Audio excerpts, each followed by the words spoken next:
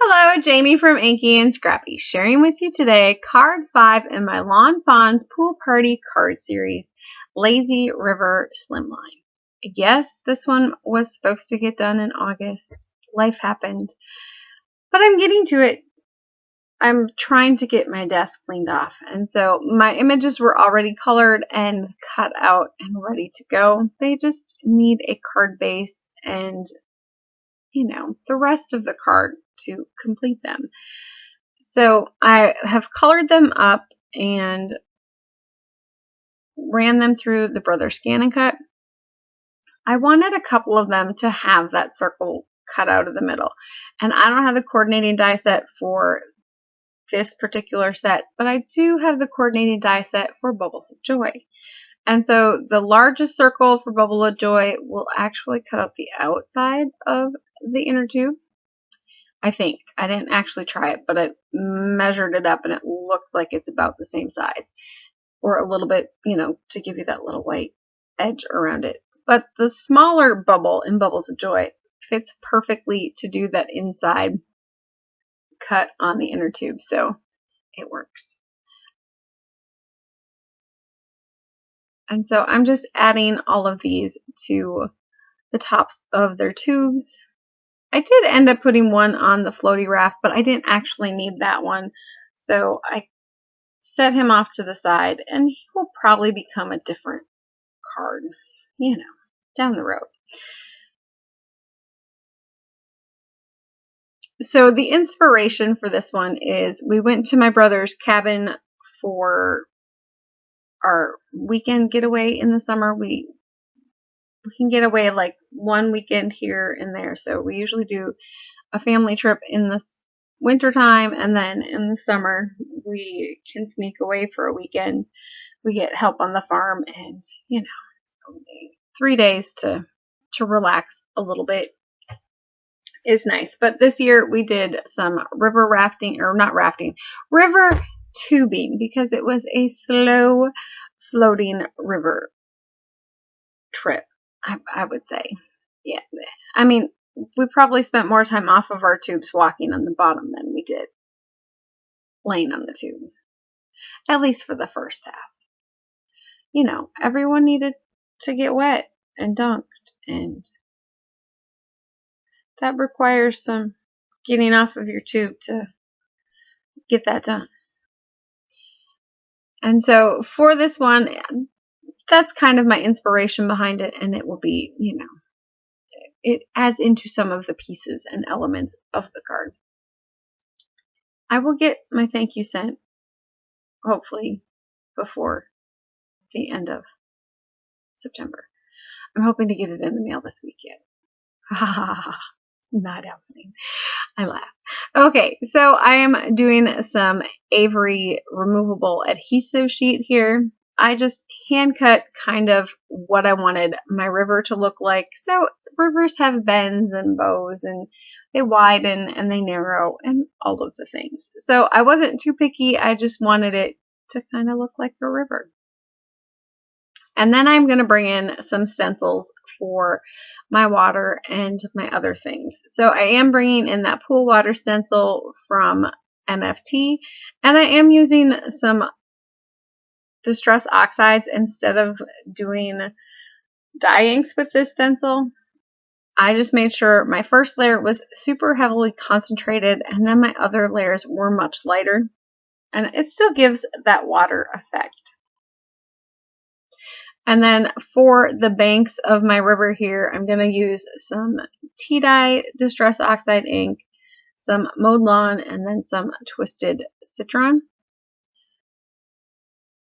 just to kind of give it that bright look. Most of the way down the river was cattails and lily pads, but there were branches, it was through the forest. We were in upper Wisconsin, which is, there's like a national forest there, and we were on the Indian reservation area.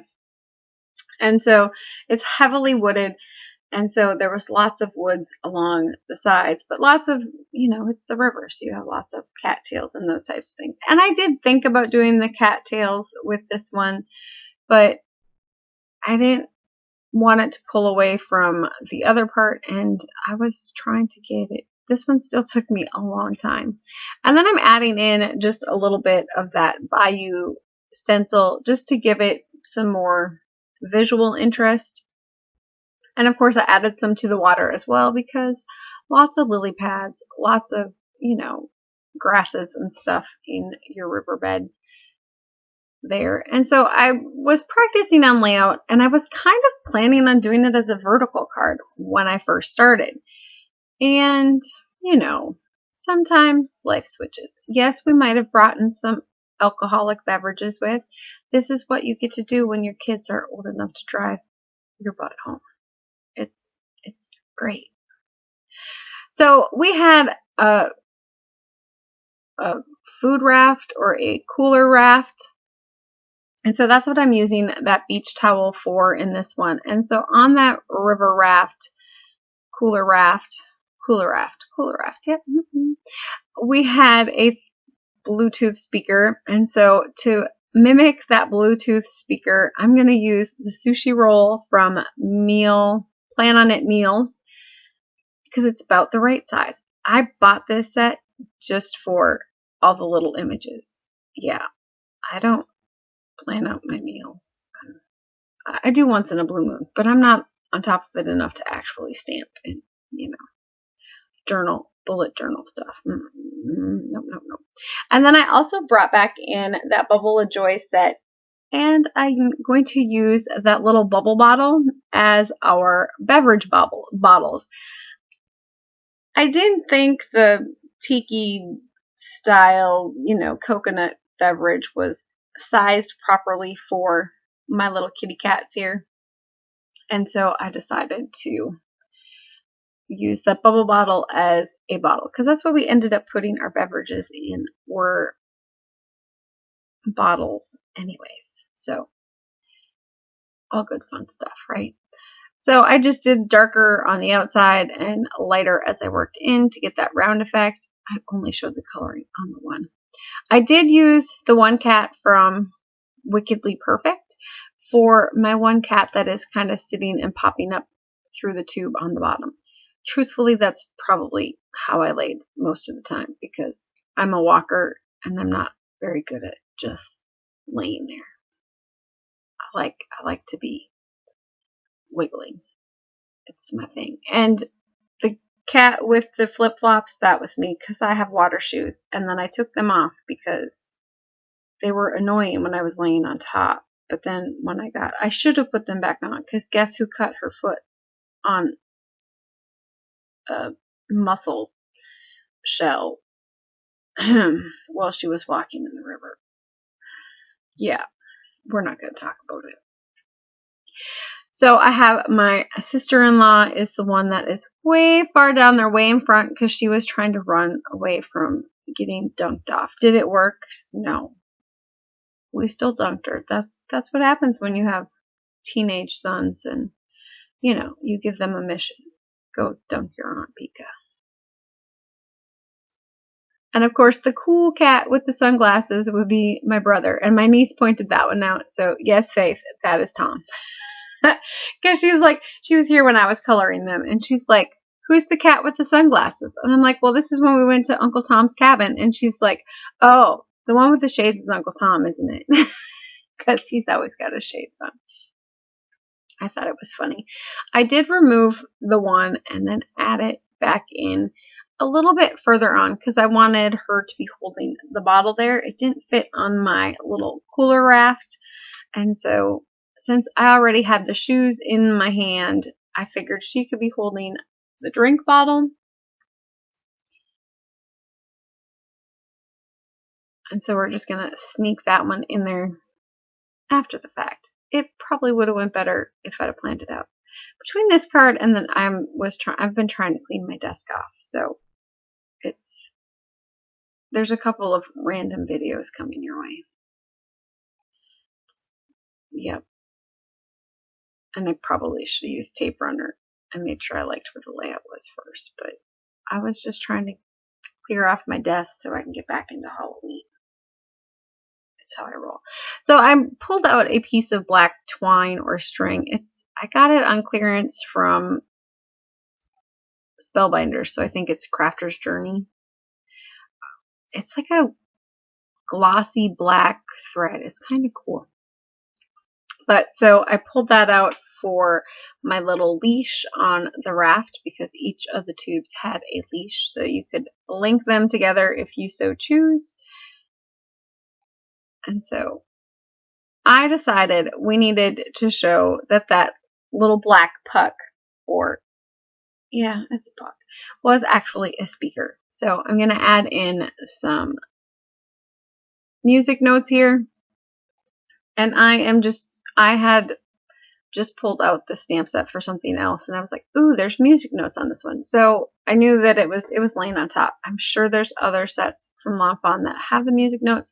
This one just happened to be the Simon Says stamp timber from 2 years ago, I think. Yeah, I'm pretty sure. I don't remember. Last year was the sloths, right? Like the Christmas sloths. I haven't even used that one yet. That's my goal this Christmas. I'm going to use that one at least once. So I just pulled out some archival ink here to stamp on top of all of that distressed oxide.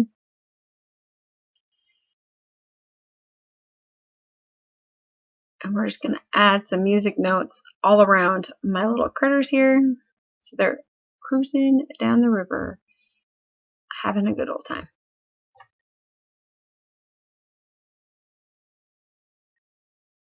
And then, of course, because I never actually plan out where my sentiment is going to go or what my sentiment is going to do, of course, that big bow in the river on the bottom is the perfect placement for a sentiment. So